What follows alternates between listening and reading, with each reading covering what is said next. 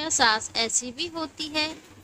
अभी मेरी शादी को 2 महीने ही हुए थे कि मेरे पेट में हरदम दर्द रहने लगा था। एक दिन तबीयत बहुत बिगड़ गई तो मेरी सास और पति मुझे डॉक्टर के पास ले गए। डॉक्टर ने चेकअप किया तो उसकी बात सुनकर मेरे सर पर आसमान फूट पड़ा था। वह बोली, डिलीवरी का वक्त आ गया है, मरीज को डिलीवरी वार्ड में ले चलो। मुझे लगा मेरा पति अब भी मुझे तलाक दे देगा, मगर वह मेरे हाथ थाम कर बोला, घबराओ नहीं, सब ठीक हो जाएगा। मैंने एक बच्चे को जन्म दे दिया था। अब मुझे अभी तक यकीन नहीं हो रहा था कि यह मेरा ही बच्चा है, क्योंकि शादी से पहले मेरा किसी लड़के के साथ कोई चक्कर नहीं था।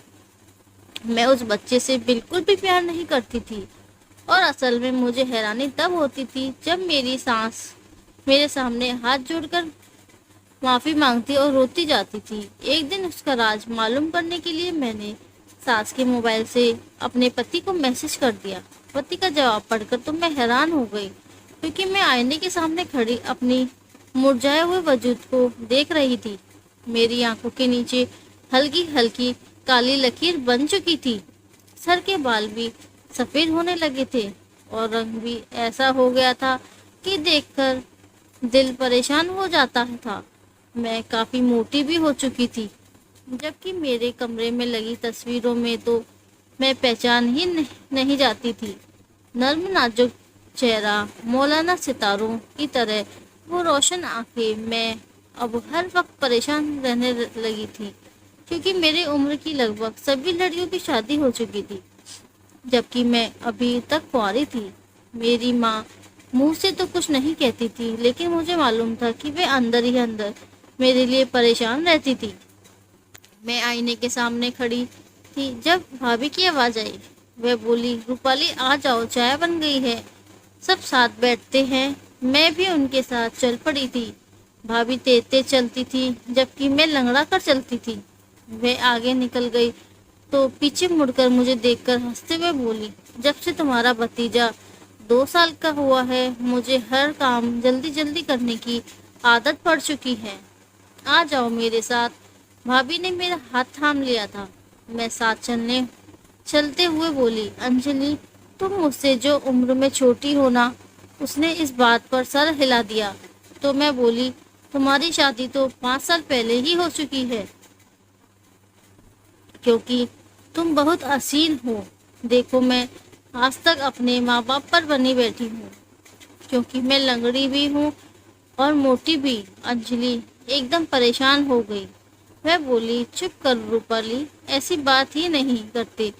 भगवान सब बेहतर करेगा, तुम बिल्कुल भी फिक्र ना करो। वह तुम्हारे लिए बेहतर ही पति ढूंढेगा। मैं चुप हो गई थी।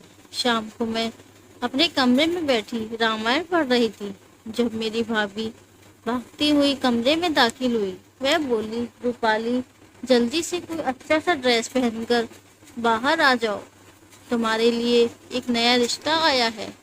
मैं तो भाभी की तरफ देखती ही रह गई। मैं बोली, अंजलि, मेरे लिए रिश्ता? वह कैसी? भाभी हंसने लगी और बोली, माँ ने रिश्ता लेकर आने वाली आंटी से बात की थी, वे लेकर आई हैं। मैं बोली, अंजलि, क्या फायदा तैयार होने में? वह बोली, ना उम्मीद वाली बात मत करो। देखो, सुबह हमने तुम्हारे रिश्ते के लिए प्रार्थना की और अब आ गया। अगर हम प्रार्थना करेंगे तो वह तुम्हें पसंद भी कर लेंगे। हो सकता है हमारी यह प्रार्थना भी सफल हो जाए। मैं तैयार होकर बाहर आ गई तो एक लड़का और एक आंटी बैठी हुई थी, उठकर खड़ी हो गई थी। उसने मुझे बड़े प्यार से अपने पास बुलाया, जबकि मैंने तिरछी नजर से उस लड़की की तरफ देखा था। आज मुझे पहली बार यह एहसास हुआ था कि पहली नजर की मोहब्बत किसे कहते हैं। वह लड़का भी मेरी तरफ देखकर मुस्कुरा दिया था। मेरे दिल से सच्ची दुआ निकली थी कि हे भगवान, ये लोग मुझे पसंद कर दें। तभी आंटी बोली, हमें आपकी बेटी बहुत पसंद आई है। अगर आप कहें तो हम इसे अभी अंगूठी पहनाकर जाते हैं। तभी मैंने नजर उठाकर उस लड़के की तरफ देखा तो वह अभी मुझे देख ही रहा था। माँ बोली, अगर ये बात मेरे हाथ में होती तो यकीनन आपको अंगूठी पहनाने की इजाज़त दे देती। मगर आप तो जानती हैं ना कि शादी ब्याह के मामले मर्दों के हाथ में होते हैं।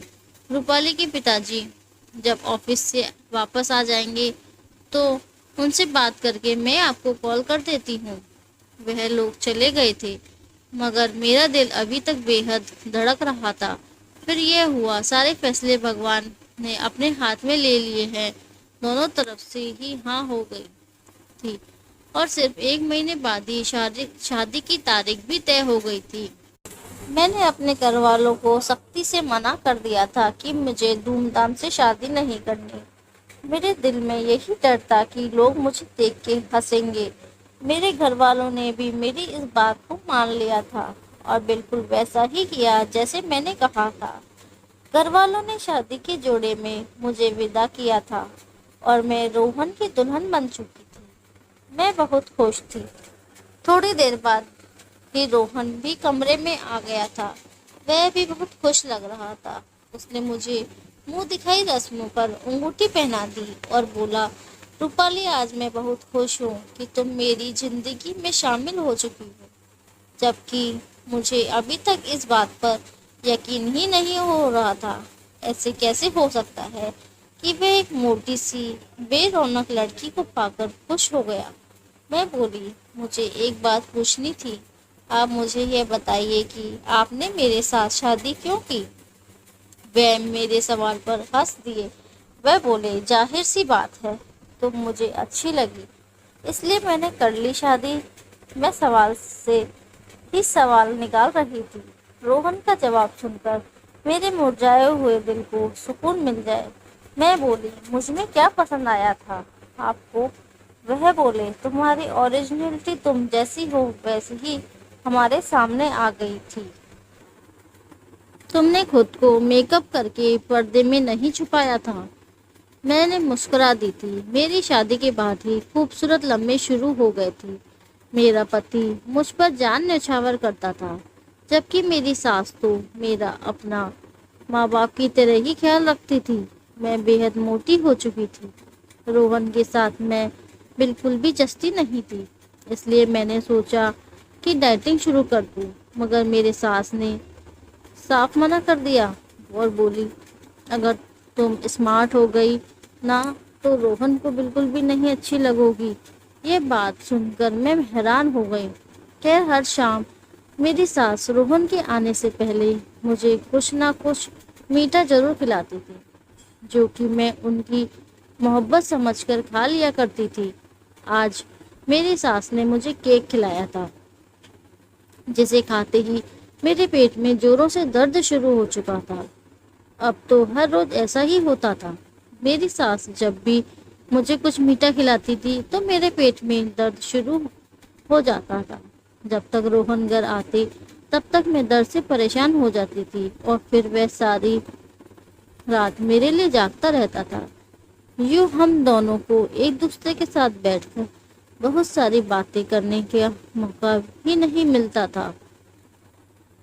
मैं इस वजह से बहुत परेशान थी।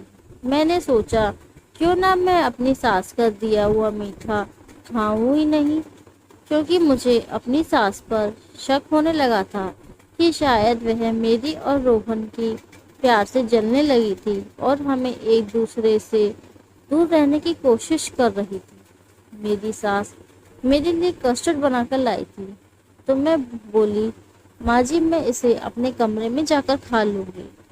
वह कहने लगी, अभी मेरे सामने खाओ। मैंने बहाने से कहा, उल्टी जैसा लग रहा है। वह बोली, जब ठीक हो जाएगा ना तब खा लेना। मेरी सास मुस्कुरा दी थी। मैंने अपने कमरे में आकर उस कस्टर्ड को खाने की बजाय छुपा दिया था।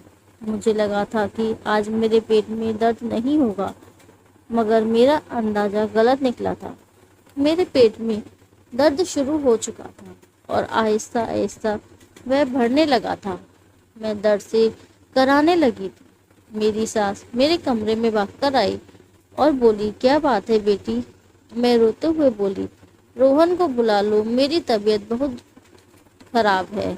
तब तक रोहन भी आ चुके थे। उन्होंने मेरी हालत देखी। वह जल्दी से मुझे अस्पताल लेकर गए।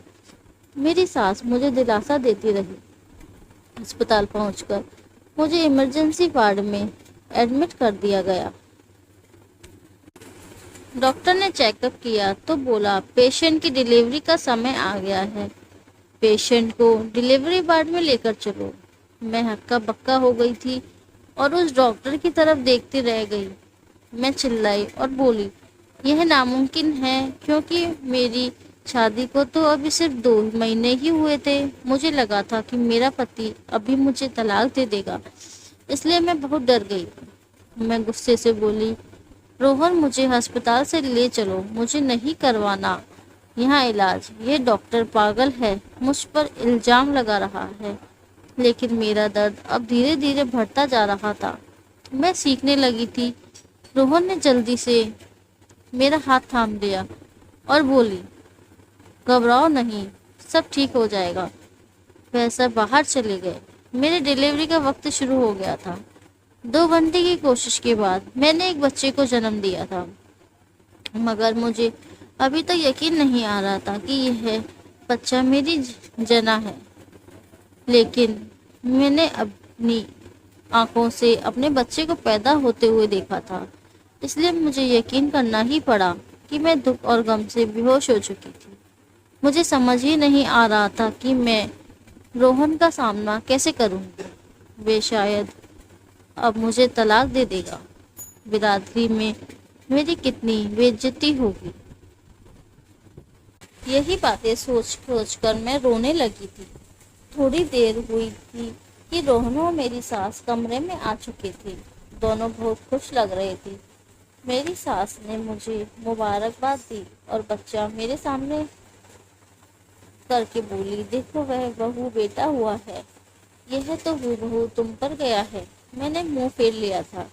मैं बोली, इसे मेरी आंखों के सामने से दूर ले जाए। रोहन बोला, क्या बात है रूपाली, तुम्हें किस बात का शक हो रहा है? तुम इस छोटे से बच्चे के ऊपर जुल्म मत करो। हम घर आ गए तो मैंने अपनी सास और रोहन को सख्ती से मना कर दिया था कि वह मेरे घर वालों को इस बच्चे की पैदाइश के बारे में कुछ भी न बताए। मैं नहीं चाहती थी कि मेरे पिताजी को पता चले कि उनकी बेटी ने शादी के 2 महीने बाद ही उन्हें नाना बना दिया। रोहन अभी मेरा बहुत ख्याल रखता था। उनकी जगह कोई और मर्द होता तो अब तक मुझे तलाक दे चुका होता। मेरी सास ने इस बच्चे को संभालती थी। मुझे तो उसका मुंह देखने का भी दिल नहीं करता था। रोहन ने उसका नाम यश रखा था। मैंने एक बात गौर की थी कि जब से हमारे घर में यश पैदा हुआ था कि हर वक्त अपनी माँ के साथ लड़ता रहता था, जबकि उसने कभी भी अपनी माँ के साथ ऊंची आवाज में बात ही नहीं की थी। जब भी ये रोता तो मेरी सास उसे मेरे पास ही ले आती और कहती, बेटा इसको चुप करवा दो, बच्चा माँ की खुशबू को तरस रहा है। मैं मुंह फेर लेती थी और फिर कहती, नहीं मैं नहीं ले सकती, मेरी तबीयत खराब है। तो मेरी सास रोने लगती और मेरे सामने हाथ जोड़कर कहती थी, मुझे माफ कर दो। मैं वजह पूछती थी तो वो कुछ भी ना कहती। मैं सचमुच बहुत हैरान थी कि आखिर में यह सब क्या हो रहा है।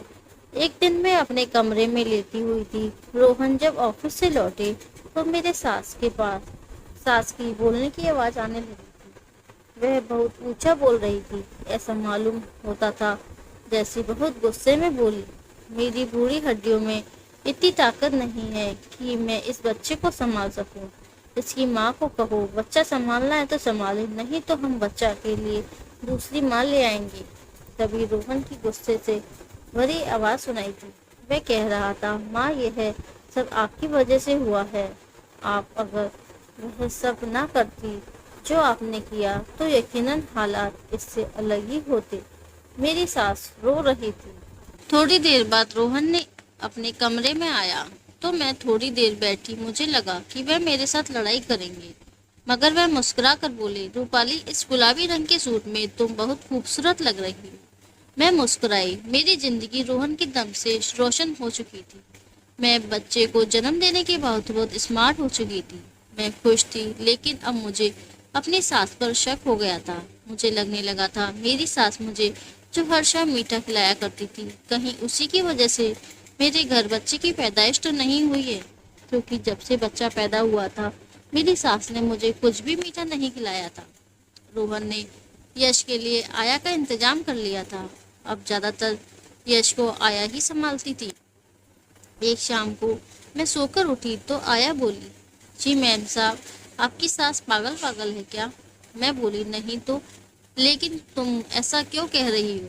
तो वह बोली, आज जब आप सोई हुई थी तो आपकी सास आपके पास आकर बैठी थी और रोई चली जा रही थी और बार बार आपसे माफी मांग रही थी। मैं उसकी बात सुनकर चुप हो गई थी। अब मुझे इस सास पर होने वाला शक और भी बढ़ता जा रहा था कि ना हो उसने ही कुछ ऐसा किया होगा जिसकी वजह से मैंने 2 महीने में ही बच्चे को जन्म दे दिया था।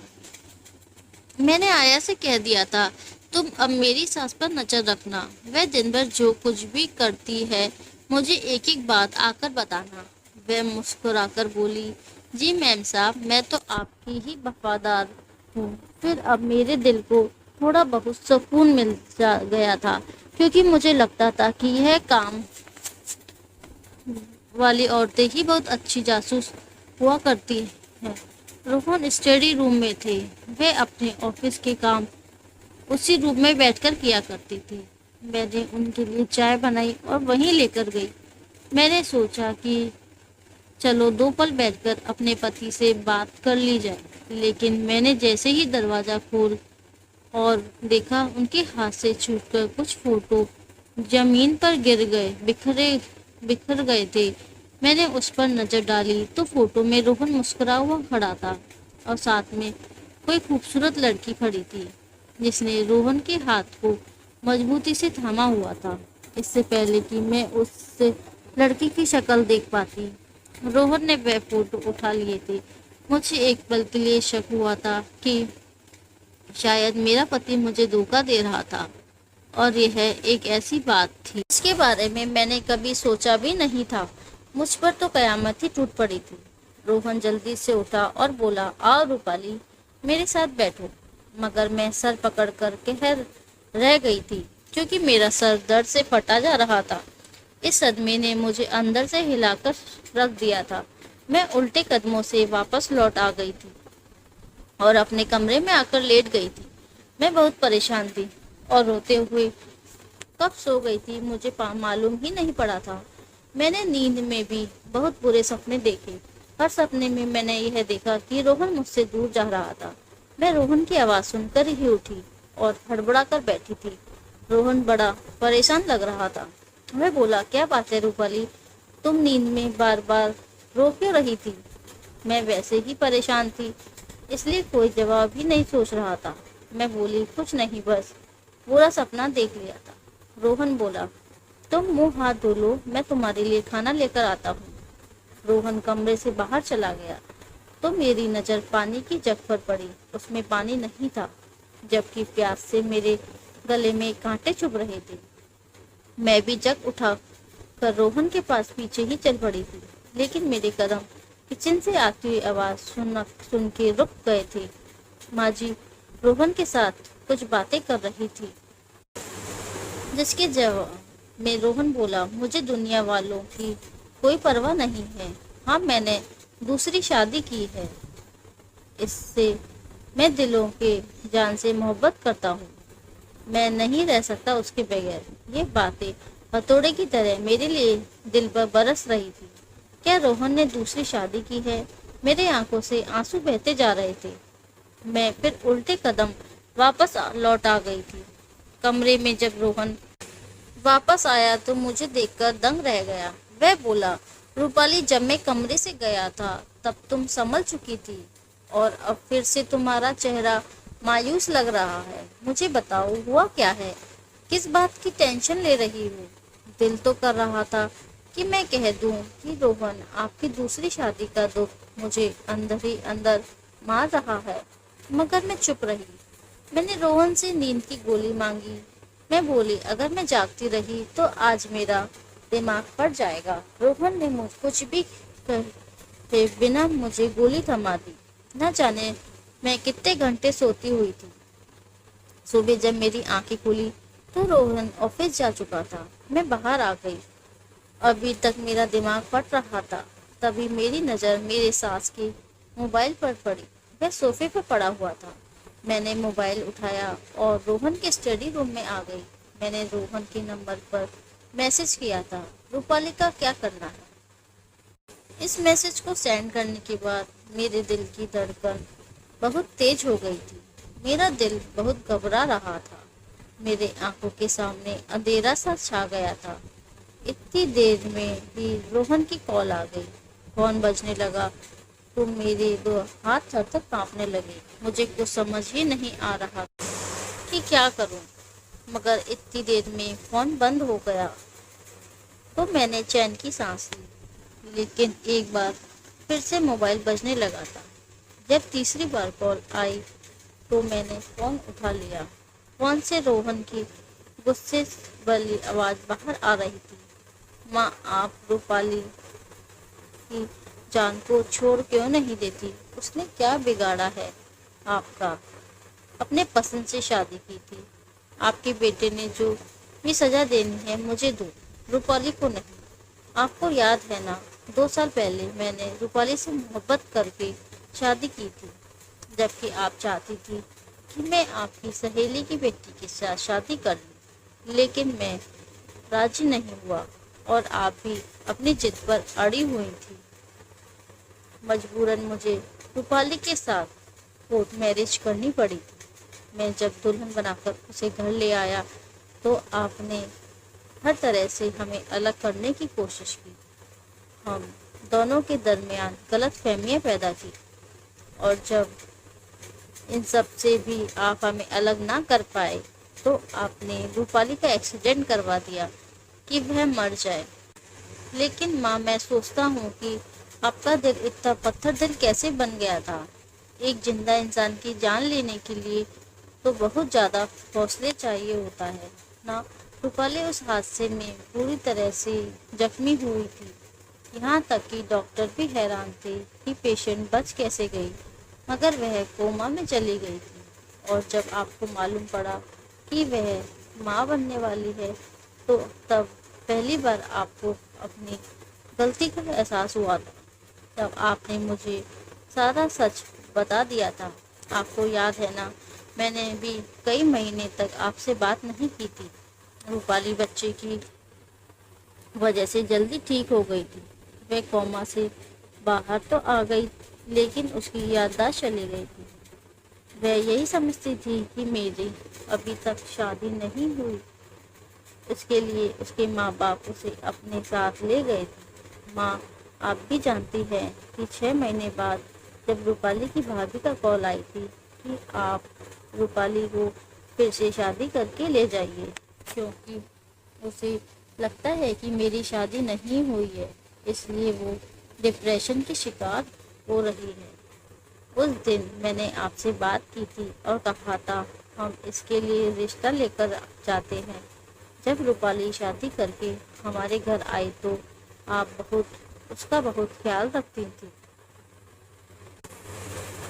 आपने ही उसकी दवाई की जिम्मेदारी उठाई थी और उसे मिठाई में दवाई डालकर देती थी। अब आप फिर से लोगों की बातों में आ गई हैं। मैंने दूसरी बार भी रूपाली से ही शादी क्यों की, जबकि आप यह भी जानती हैं कि यह शादी सिर्फ रूपाली को दिखाने के लिए की थी। वह तो अभी तक इसी सदमे में है कि शादी के 2 महीने बाद ही उसके बच्चे को जन्म कैसे दिया। इसलिए उसने खुद को अपने सगे बच्चे से दूर रखा हुआ है। रोहन जोर जोर से चिल्ला रहा था, जबकि मुझे उसकी यह तमाम बातें सुनकर झटके महसूस होने लगे थे। मैं लड़खड़ाकर पीछे जाकर गिर गई थी। जब मुझे होश आया तो मैंने खुद को अस्पताल के बेड पर पाया था। मुझे सारी बातें याद आ चुकी थी। यह सब कुछ याद आ गया था। मैं रोहन से बोली, मेरा यश कहाँ है? रोहन मुस्कुरा दिया। मैंने पहली बार अपनी औलाद को छुआ था। मेरी सास ने मुझसे माफ़ी मांगी तो मैंने उन्हें माफ़ कर दिया था। हालांकि यह बिल्कुल भी आसान नहीं था। उनकी वजह से मैं अपनी ज़िंदगी की खूबसूरत लम्हों को हो चुकी थी। फिर मैंने यह सोचकर उन्हें माफ़ कर दिया था कि क्या पता ऊपर वाला भी मुझे माफ़ कर दे। तो दोस्तों, ये थी आज की कहानी। अगर कहानी अच्छी लगी हो तो वीडियो को लाइक कीजिए और चैनल को सब्सक्राइब कर लीजिए। तो मिलते हैं अगले वीडियो में एक और दिलचस्प कहानी के साथ। तब तक के लिए नमस्कार, धन्यवाद।